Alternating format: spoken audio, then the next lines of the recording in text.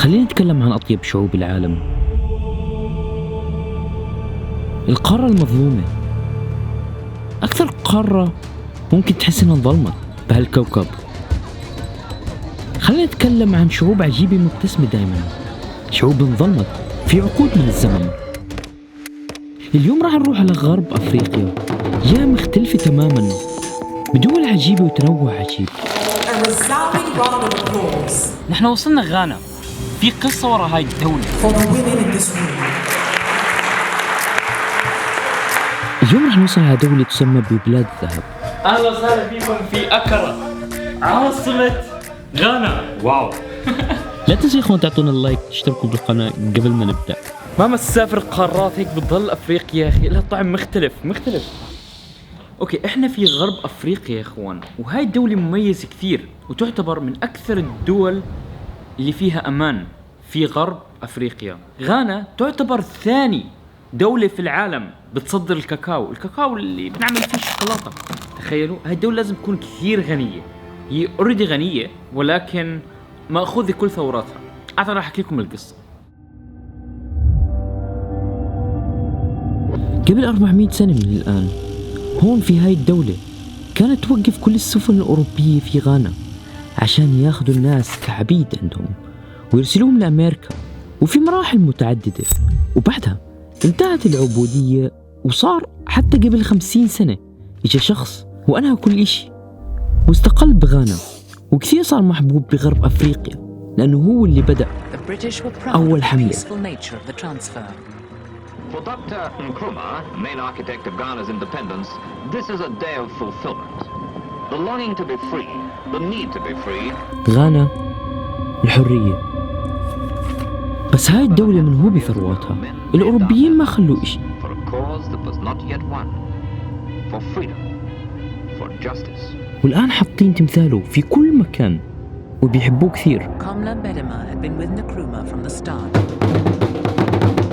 ولكن في دول سرقت ونهبت ثورات هاي الدولة. شايفين الشخص اللي خلفي تماما يا إخوان؟ This guy who brought freedom for all West Africa, right? Yes, he started the whole freedom movement in Africa and some part of the US as well. He started with this. He started with the phrase that yes, together we make Africa great, together we make the world great. He is the person who made Ghana free. He is the person who led Ghana to independence, and we remember him. His name is Osagyefo Dr. Kwame Nkrumah. People love him a lot, guys. I love him myself. I love him myself. لما عملوا الاستقلال هذا الشخص هو اللي بدأ الموفمنت هاي قبل يعني 50 سنة، مش بعيد. هذا اللي أطلق كلمة الحرية، يعني هو اللي أطلق الحرية للبلد هاي. صار فيها استقلال في المنطقة هون كل غرب أفريقيا. قبل 400 سنة كانوا يجوا هون السفن تيجي على غانا وتاخذ الأفريقيين كعبيد عندهم في أمريكا، ولكن مش الأمريكيين اللي كانوا يعملوا هيك، كان الأوروبيين البرتغاليين والإسبانيين يجوا هون عشان هي غانا جايب بهيك بالغرب، فييجوا ياخذوا السفن ياخذوا الناس ويرسلوهم مع أمريكا يبيعوهم. بس هاي قبل 400 سنة، بعدين انتهت، ولكن لسه ظلت تحت الاحتلال البريطاني هاي الدولة حتى اجى هذا الشخص وحررهم. كل شيء ممكن يعمل تغيير في العالم بيبدأ بخطوة. احنا في غانا اليوم.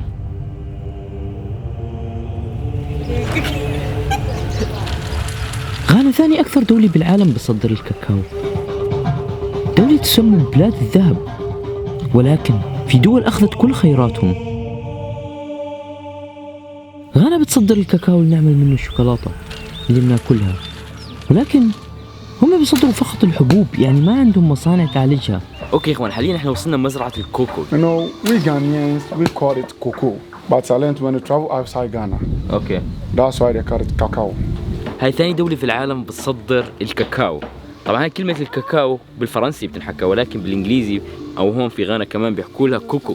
فمن هون بتطلع من المزارع هاي كل الدولة خارج العاصمة راح تلاقي مزارع الكوكو، وشكله غريب. يعني احنا ما بناكل الثمرة نفسها، هاي الثمرة بتيجي تاخذها فيها بروسس لإلها، بيزرعوها بيطلعوها بيجمعوها وبيرسلوها برا، بيقطعوها هيك بشكل صغير، يعني فهمت كيف؟ بس شكلها هيك حلو اصفر، يعني مختلف عن القهوة. كيف شجر القهوة مقارب له بس لونها اصفر هيك كبيرة. طلع كيف شكله زي اليقطينة صغيرة هيك. غريبة أول مرة بنشوفه. This is my first time. Oh. Wow. You're gonna eat it? Yeah, I'll open it so that I'll eat it. أوكي بتقدر تجربه. I'll let you try. شجرة الكاكاو أو ممكن تسمى شجرة الشوكولاتة. لما تطلب موكا من ستاربكس بيكون قهوة وكاكاو، وكلمة موكا هي كلمة مأخوذة من اسم مدينة باليمن اسمها المخاء أو موكا، لأنه اليمن كانت معروفة بأشهر دول العالم بتصدير القهوة. كاكاو يا إخوان شايفين؟ هذا الكوكو. هاي بيطلع من هون الثمرة هاي. هذا اللي بيصدروه للعالم عشان يعملوا منه شوكولاتة. هوت شوكولات. Using the cow, don't put everything here. Okay. So good. When you bite it, it's bitter, Don't bite. like candy. Or Don't bite. sakau, yeah. Don't swallow. So how is it? So good. Yeah. طعمه زي مانجا. Like mango. مم. So جواتها الشوكولاتة. we'll cover it again, and after turning, heat it again. Now I need to peel it off like this. اوكي هاي الشوكولاتة هسه بناكلها. طلع كيف قشر لي اياها. طبعا هاي بعد دراي You can smell it first and see. Smell like chocolate with coffee. Dark chocolate. Dark chocolate, a little bitter. Just eat it? Yeah, eat it. Wow. Put that It's good. شوف ترى هاي الشوكولاتة جوا هاي الثمرة نفسها بعد ما عملوا لها دراي تقريبا يومين، بعدين تفتحها تقشرها وبيطلع منها شوكولاتة. هسه هاي هم اللي بيصدروها لخارج العالم، يعني ما فيها سويت، يعني طالع من الشجرة. تخيل شوكولاتة طلعت من الشجرة، ما كنتش عارف. كل الشوكولاتات بتاكلوها يا اخوان اعرفوا انه من هون بتطلع من غانا.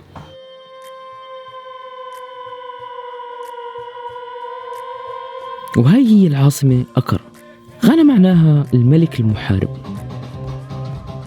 واليوم رحنا كمان على مسجد اسمه مسجد لاربانكا، تصميمه جدا رهيب، من أقدم المساجد بنوه في عام 1400، وبسموه مكة غرب أفريقيا، وبنوه بستايل سوداني.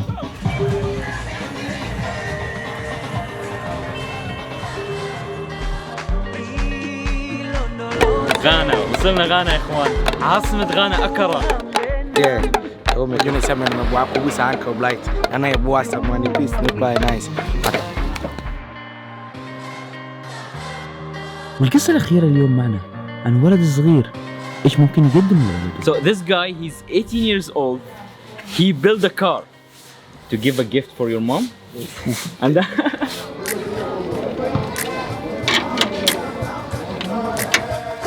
صنعها من ولا إشي هيك، أخذ جمع وبنى سيارة وبروح فيها على المدرسة هسه.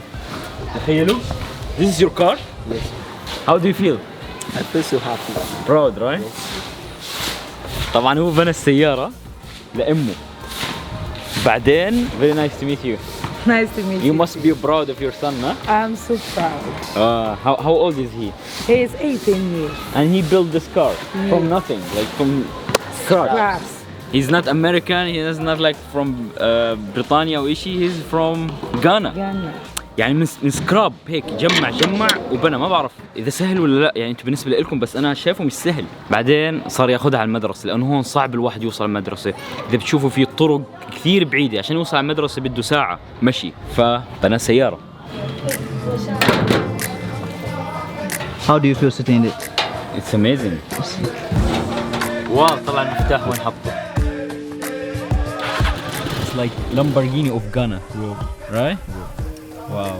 And now you're going school by this car? Yeah, that was my final exam, my final day when I was going to write my final exams. So you took it، أخذها على الفاينل إكزام تبعه، آخر يوم كان عنده امتحان قدام أصحابه، وجا دخل هيك بالسيارة بفخر. You are proud, right? Yes, please. How about your friend? What they told you? But they are all happy and they are also They jealous? no. they are even supporting so that we should go far. Please, it takes me 3 years 3 years. for building this car. And the reason why is because I'm a student and I didn't have money to buy the materials and the tools to do it. So how did you learn this? Like, I was building a small cars. That was the toy cars. so راح على كراج عشان يتعلم. كراج صاحبه قالوا له انه انت صغير يعني ما تقدر تعمل سيارة زي هاي. And what you want to do in the future? Please, I want to be an engineer who can manufacture cars. Do you want to study engineer? Do you have the money to study or? No, please, I have no money and I want help. ممكن يعني حدا يكون عنده مثلا شركة سيارات أو إشي يشوفه ويقدر يتواصل معه. Welcome. Thank the mother of the genius guy. How are you? I'm fine. Do you know how to drive? I'm a student. Are you student?